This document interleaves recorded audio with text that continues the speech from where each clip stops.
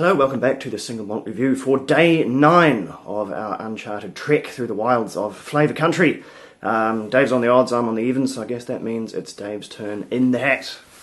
If you don't know the rules, then you've started watching the series at a very strange time, so go back and have a look at our first episode of this blind tasting series we're doing here, which is, of course, with the lovely and illustrious Christmas calendar, Advent calendar from Secret Spirits, who they've kindly provided for us this year so that we can come along on the adventure. So, that looks like pretty cleanly on to me. I shall retrieve Dave's dram. Of course, as we're in the southern hemisphere, Christmas comes for us in the height of summer. It is already well on its way, and it is entirely too warm to be wearing a Santa hat, especially pulled low like this.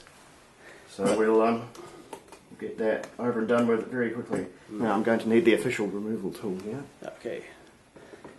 Yeah, as always, it's a very securely, snugly packed calendar. This one, so much so that we need mechanical assistance to get some of these 50mm miniatures out and ready for use. Alright, getting somewhere now. I forgot how tricky some of these were to yank out, which is a good thing really. It ensures they're all safe and sound, and I've gone and knocked out another window now. Oops. We've lost number 21. Yeah, jam that one back in. Oh, there we go. There we go. Set. So, what have we got? Is all I'm going to say to that one. That's the only hint Dave's getting. Right.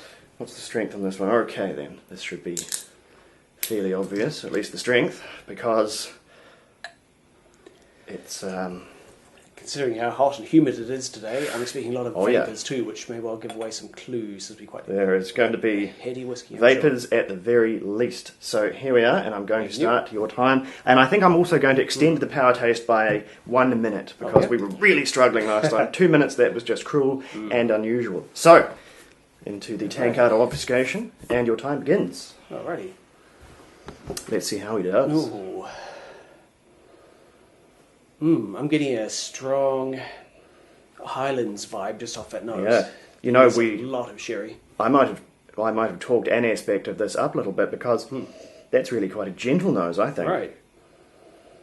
This one might even have some hidden depths to it. I don't think it's going to hide for long though. Some things you just can't hide.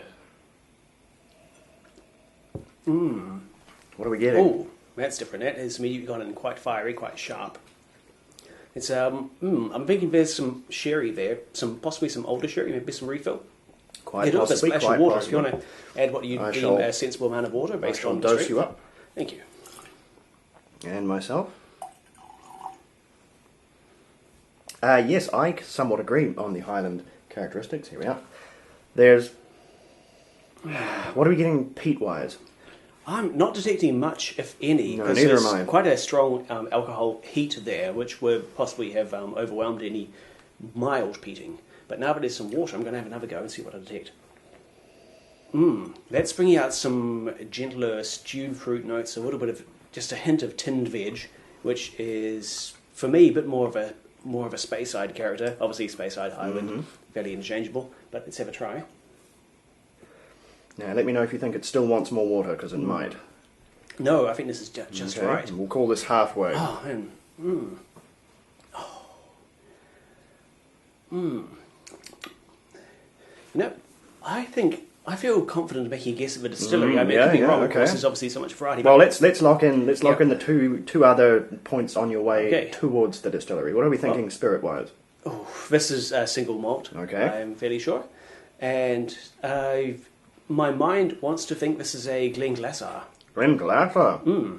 Now that's an interesting pick. What are your? We've got a few moments here. What are your contributing theories to a Glenglassaugh? Oh, it's just the way the sweeter elements of sherry maturation have been sort of a little bit subdued. There's some of the savoury, those tinned veggie elements too, which are also kind of subtle. It's just it's got a certain genteel elegance to it. It's sort of refined, no spikes on the flavour graph. We are fully locked with elegant and refined, single malt, Highlands, I suppose that would be, and Glenglassaugh. Interesting choice, bold choice. I don't think I could be. If I was blessing Glenglassaugh, I wouldn't be blessing guessing very confidently. So please remove the hat before you broil in there, and we will reveal the dram. And it is 10-year-old single cask Orkney. Ah, wow. Right. So it's not one I was going to guess any stretch.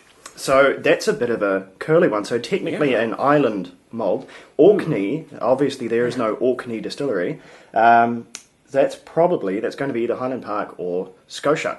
Them being the only two, unless they've snuck another one in overnight, the only two distilleries in Orkney. And I've never known Glen Scotia to be particularly protective of the name, so I think this is very, very likely a Highland Park. Right. But it's really typical of neither being a single cask, so I'm not 100% able to guess with confidence between the two. But a sherry cask, so it's a hogshead, it's quite a big one, and also 10 years old, but a blistering 63% ABV. That was a very slow burn on that cask. It was a very well put together cask. It's lost an entire probably 3%, 0.3 alcohol in its entire 10 years aging. So it's not typical of either. I think it's probably Highland Park. It's a lovely wee dram. It's a very, very good... it doesn't say whether it was a sherry or bourbon hogshead. It's definitely a refill because that's very, very light. So it's quite a spirit-driven whatever it is. I was still thinking Highland Park. And I think the only way it gives away its maritime, sort of its island nature, is that tiny bit of that maritime saltiness right around the edge, just a little bit on the rim there. So we have had bourbon cask, Old Highland Park before, a 15-year-old Dramfest special edition from a few years ago. Yeah. And that was a bourbon cask, if I remember right. It was. So yeah, this one quite a mysterious whiskey, not one that's giving a great deal away. Apart from that little bit of saltiness, I think if anyone was ever going to catch it out, that would have been the way into it. But even now, I'm only just getting it with a lot of water added. And I knew what it was, so yeah, not an easy one by any stretch. So we will enjoy the rest of this one, as you are doing at home, I hope. Let us know how you did. I don't think anyone on earth could have guessed that one. That's just hard stuff there. But the easy one's coming. I know the easy one's coming, so we'll check back in tomorrow, see if I get lucky. Sláinte.